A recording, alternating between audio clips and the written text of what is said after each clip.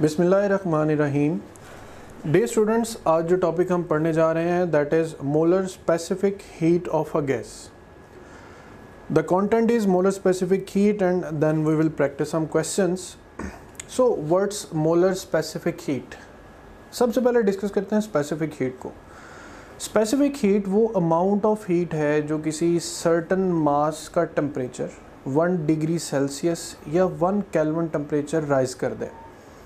अब यहाँ पर एक सिंपल इफेक्ट आता है कि तमाम बॉडीज़ का temperature equal amount of heat से राइज अप नहीं होता। लेट्स से पानी और रेत अगर इक्वल अमाउंट में सपोज कर लिए जाए और दोनों का टेम्परेचर 25 पे सेट कर दिया जाए और अब दोनों को हीट प्रोवाइड की जाए ताकि इनका टेम्परेचर 25 से 26 डिग्री पर जाए, तो पानी को हमें बहुत ज़्यादा अमाउंट ऑफ हीट देनी पड़ेगी बनिस्बत रेत के। तो ये उस मटेरियल की स्पेसिफिक हीट है, वो अमाउंट ऑफ हीट जो रिक्वायर है किसी भी मटेरियल के 1 मास 1 केजी को 1 मोल को हीट अप करने के लिए through a temperature of 1 kelvin.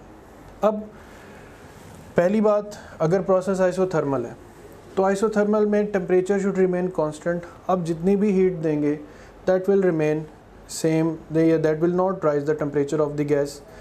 Adiabatic process है तो उसमें कोई हीट सिस्टम में एंटर नहीं होगी और लीव नहीं होगी, लिहाजा हमें मोलर स्पेसिफिक हीट पढ़ना पड़ेगी at constant volume and then at constant pressure. So the amount of heat transfer require to raise the temperature of 1 mole of a gas through 1 kelvin at constant